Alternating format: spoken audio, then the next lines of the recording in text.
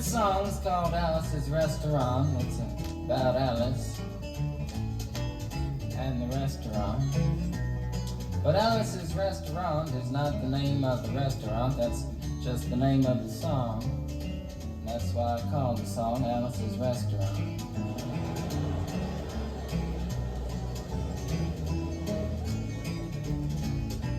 You can get anything you want at Alice's Restaurant. You can get anything you want at Alice's Restaurant. Walk right in, it's around the back, just a half a mile from the railroad track. And you can get anything you want at Alice's Restaurant. Now it all started 2 Thanksgivings ago. It was on 2 years ago on Thanksgiving when my friend and I went up to visit Alice at the restaurant. But Alice doesn't live in the restaurant. She lives in the church nearby the restaurant in the bell tower with her husband Ray and Facha the dog. And living in the bell tower like that, they got a lot of room downstairs where the pews used to be. And having all that room, seeing as how they took out all the pews, they decided that they didn't have to take out their garbage for a long time. We got up there, we found all the garbage in there, and we decided it'd be a friendly gesture for us to take the garbage down to the city dump. So we took the half a ton of garbage, put it in the back of a red VW microbus, took shovels and rakes and implements of destruction, and headed on toward the city dump. Well, we got there, and there's a big sign and a chain across the dump saying closed on Thanksgiving, and we had never heard of a dump closed on Thanksgiving before, and with tears in our eyes, we drove off into the sunset looking for another place to put the garbage. We didn't find one, till we came to a side road, and off the side of the side road was another 15-foot cliff, and at the bottom of the cliff was another pile of garbage. And we decided that one big pile is better than 2 little piles, and rather than bring that one up, we decided to throw ours down. That's what we did. And drove back to the church, had a Thanksgiving dinner that couldn't be beat, went to sleep and didn't get up until the next morning when we got a phone call from Officer Obie. He said, "Kid, we found your name on an envelope at the bottom of a half a ton of garbage, and wanted to know if you had any information about it." And I said, "Yes, sir, Officer Obie, cannot tell a lie. I put that envelope under that garbage." After speaking over for about 45 minutes on the telephone, we finally arrived at the truth of the matter and said that we had to go down and pick up the garbage, and also had to go down and speak to him at the police officer station. So we got in the red VW microbus with the shovels and rakes and implements of destruction, headed on toward the police officer station. Now, friends, there was only 1 or 2 things that Obie could have done at the police station, and the first was that he could have given us a medal for being so brave and honest on the telephone, which wasn't very likely, and we didn't expect it. Another thing was that he could have bawled us out and told us never to be seen driving garbage around the vicinity again, which is what we expected. But when we got to the police officer station, there was a third possibility that we hadn't even counted upon, and we was both immediately arrested, handcuffed. And I said, "Obie, I don't think I can pick up the garbage with these handcuffs on." He said, "Shut up, kid. Get in the back of the patrol car," and that's what we did. We sat in the back of the patrol car and drove to the, quote, scene of the crime, unquote. I want to tell you about the town of Stockbridge, Massachusetts, what is happening here. They got 3 stop signs, 2 police officers and 1 police car. But when we got to the scene of the crime, there was 5 police officers and 3 police cars, being the biggest crime of the last 50 years, and everybody wanted to get in a newspaper story about it.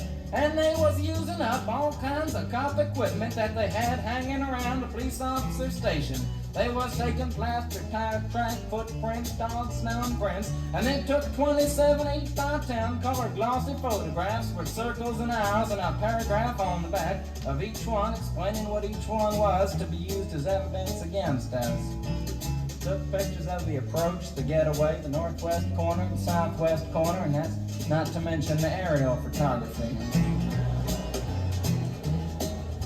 After after the ordeal, we went back to the jail. Obie said he was going to put us in the cell. Said, kid, I'm going to put you in the cell. I want your wallet and your belt.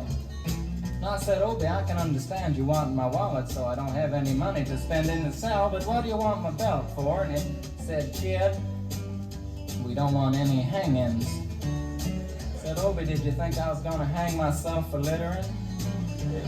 Obie said he was making sure, and friends Obie was, because he took out the toilet seat so I couldn't hit myself over the head and drown.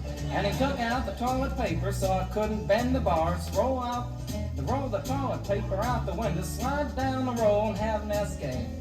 Obie was making sure, and it was about 4 or 5 hours later that Alice, remember Alice? It's a song about Alice. Alice came by with a few nasty words to Obie on the side, bailed us out of jail. We went back to the church, had another Thanksgiving dinner that couldn't be beat, and didn't get up until the next morning when we all had to go to court. We walked in, sat down. Obie came in with the 27 8x10 colored glossy pictures with the circles and arrows and a paragraph on the back each one. Sat down. Man came in, said, all rise. We all stood up, and Obie stood up with the 27 8x10 colored glossy pictures, and the judge walked in, sat down with the seeing eye dog, and he sat down. We sat down. Obie looked at the seeing eye dog. Then the 27 8x10 colored glossy pictures with the circles and arrows and a paragraph on the back of each one, and looked at the seeing eye dog. Then the 27 8x10 colored glossy pictures with the circles and arrows and a paragraph on the back of each one, and began to cry, because Obie came to the realization that it was a typical case of American blind justice, and there wasn't nothing he could do about it. And the judge wasn't going to look at the 27 8x10 colored glossy pictures with the circles and arrows and a paragraph on the back of each one explaining what each one was to be used as evidence against us. And we was fined $50 and had to pick up the garbage in the snow, but that's not what I came to tell you about. Came to talk about the draft. We got a building down in New York City. It's called Whitehall Street, where you walk in and you get injected, inspected, detected, infected, neglected, and selected. I went down to get my physical examination one day, and I walked in, I sat down, got good and drunk the night before, so I looked and felt my best when I went in that morning. Because I wanted to look like the all-American kid from New York City. Man, I wanted to feel like I wanted to be the all-American kid from New York, and I walked in, sat down, I was hung down, brung down, hung up, and all kinds of mean, nasty, ugly things. And I walked in, I sat down, they gave me a piece of paper, said, kid, see the psychiatrist, room 604. And I went up there, I said, shrink, I want to kill. And I want to kill. I want to see blood and gore and guts and veins in my teeth. Eat dead, burnt bodies. I mean, kill. When I started jumping up and down, yelling, kill. And they started jumping up and down with me, and we was both jumping up and down, yelling, kill. And the sergeant came over, pinned the medal on me, set me down the hall, said, you're our boy. Didn't feel too good about it. Proceeded on down the hall, getting more injections, inspections, detections, neglections, and all kinds of stuff that they was doing to me at the thing there. And I was there for 2 hours, 3 hours, 4 hours. I was there for a long time, going through all kinds of mean, nasty, ugly things, and I was just having a tough time there. And they was inspecting, injecting every single part of me, and they wasn't leaving no part untouched. Proceeded through, and when finally came to see the very last man, I walked in, sat down after a whole big thing there, and I walked up and said, what do you want? He said, kid, we only got one question. Have you ever been arrested? And I proceeded to tell him the story of Alice's restaurant, Massacree, with full orchestration and 5-part harmony and stuff like that. And then all the phenomena stopped me right there and said, kid, did you ever go to court? I proceeded to tell him the story of the 27 8x10 colored glossy pictures with the circles and arrows and a paragraph on the back of each one. It stopped me right there and said, "Kid, I want you to go over and sit down on that bench that says Group W. Now, kid."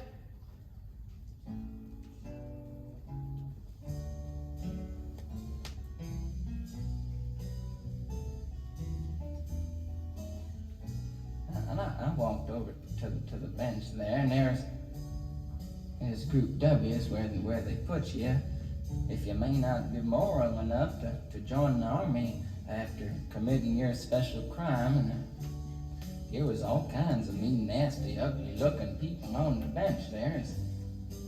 Mother rapers, father stabbers, father rapers sitting right there on the bench next to me, and one it was mean and nasty and ugly and horrible and crime-fighting guys are sitting there on the bench. And the meanest, ugliest, nastiest one, the meanest father raper of them all, was coming over to me, and he was mean and ugly and nasty and horrible and all kinds of things. And he sat down next to me and said, "Kid,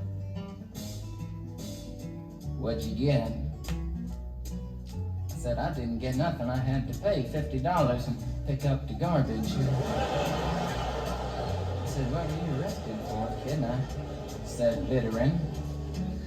And they all moved away from me on the bench there, and here I bone all kinds of mean, nasty things, till I said, "And creating a nuisance," and they all came back, shook my hand, and we had a great time on the bench talking about crime, mother stabbing, father rape, and all kinds of groovy things that we were talking about on the bench.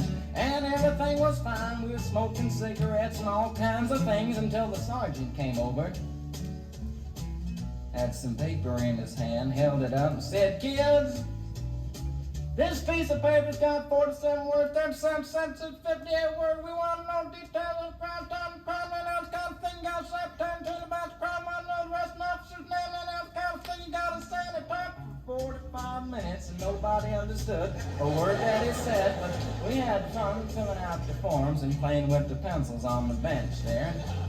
I filled out the Massacree with the 4-part harmony and wrote it down there just like it was, and everything was fine. And I put down a pencil and I turned over the piece of paper, and there on the other side, in the middle of the other side, away from everything else on the other side, in parentheses, capital letters, quotated, read the following words: "Kid, you rehabilitated yourself." I went over to the sergeant and said, "Sergeant, you got a lot of damn gall to ask me if I've rehabilitated myself. I'm sitting here on the bench. I'm sitting here on the Group W bench because you want to know if I'm moral enough to join the army, burn women, kids, houses, and villages after being a litter bug." He looked at me and said, "Kid, we don't like your kind. We're going to send your fingerprints off to Washington, and friends, somewhere in Washington, enshrined in some little folders and study in black and white of my fingerprints. And the only reason I'm singing you this song now is because you may know somebody in a similar situation. Or you may be in a similar situation, and if you're in a situation like that, there's only one thing you can do, is walk into the shrink wherever you are. Just walk in and say, 'Shrink, you can get anything you want at Alice's restaurant,' and walk out. You know, if just one person does it, they may think he's really sick and they won't take him. And if two people do it in harmony, they think they're both faggots and it won't take either of them. And if three it. Can you imagine 3 people walking in, singing a bar, Alice's restaurant, and walking out? They may think it's an organization. And can you imagine 50 people a day? I said 50 people a day walking in, singing a bar, Alice's restaurant, walking out. And friends, they may think it's a movement. And that's what it is. The Alice's Restaurant Anti-Massacree movement. And all you gotta do to join is to sing it the next time it comes around on the guitar with feeling. So we'll wait till it comes around on the guitar here. Sing it when it does.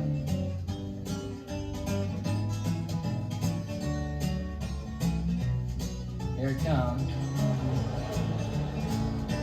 You can get anything you want at Alice's Restaurant. You can get anything you want at Alice's Restaurant. Walk right in, it's around the back, just a half a mile from the railroad track. And you can get anything you want at Alice's Restaurant. That was horrible. Want to end war and stuff, you gotta sing loud. You can put it loud. I've been singing the song now for 25 minutes. I could sing for another 25 minutes. I'm not proud or tired. So we'll wait till it comes around again, and this time with 4-part harmony and feeling. We're just waiting for it to come around is what we're doing.